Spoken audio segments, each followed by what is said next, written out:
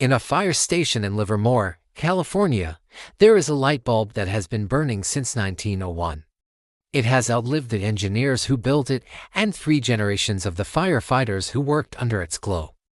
Now, look at the phone in your hand or the appliance in your kitchen. If you're lucky, they'll last 7 years before a control board fries or a software update makes it unusable. We've been told this is just the cost of progress, but it's a lie. Your fridge isn't a brick because we forgot how to build things. It's a brick because a group of men in suits met in a room in Geneva 100 years ago and decided to steal your wealth by engineering failure into your life. My name is Bobby, and I look at the invisible strings corporations pull to turn you from an owner into a consumer. Today, we're performing a forensic audit on the velocity of trash and uncovering the conspiracy designed to keep you broke. Back in 1924, executives from the world's biggest bulb makers G. Phillips and Osram formed what became known as the Phoebus Cartel. Their engineers had created incredible light bulbs that could last for 2,500 hours. From a business perspective, that was a disaster. If a product is too good, revenue goes to zero. So, they didn't just agree to lower the quality, they created a bureaucracy of failure. Factories were actually fined if their bulbs lasted too long. They forced brilliant engineers to re-engineer filaments to be fragile.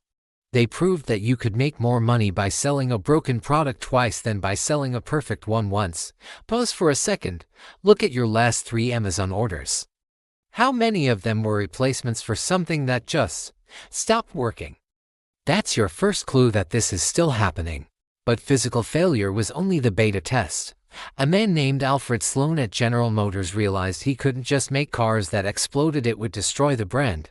So, he invented something far more clever, dynamic obsolescence. He started changing the colors, the fenders, and the trim on cars every single year.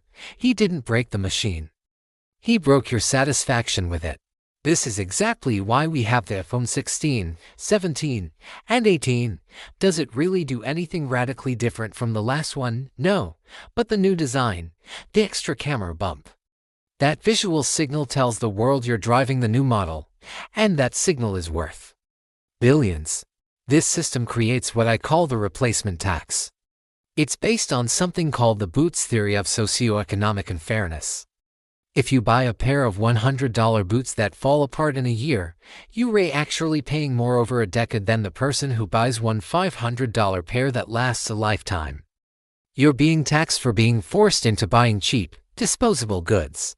But today, we have something even more insidious: digital fragility.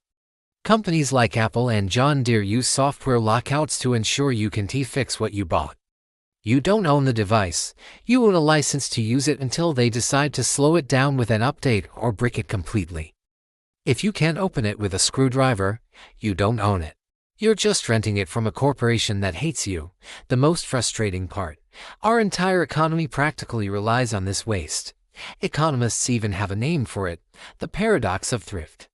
If we all suddenly started buying Toyotas and cast iron pans that lasted 20 years, the market would crash. Our prosperity is literally built on the velocity of trash.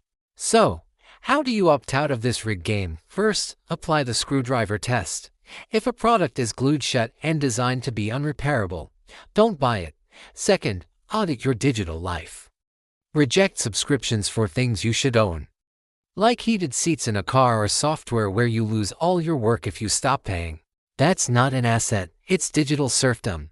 And third, make the buy it for life shift. Buy the commercial grade vacuum or the vintage, well-made tool. It might cost more today, but it ends the replacement tax forever. Every time you fix a toaster instead of buying a new one, you are committing the small act of rebellion against the Phoebus Cartel. You are keeping your capital in your pocket instead of letting it be confiscated in slow motion. Be the glitch in their algorithm. Be the person who drives the 10-year-old car and uses the 5-year-old phone. If this video made you look at your dying appliances differently, share it with a friend who keeps complaining about their phone, and hit that subscribe button to help us hack the system together.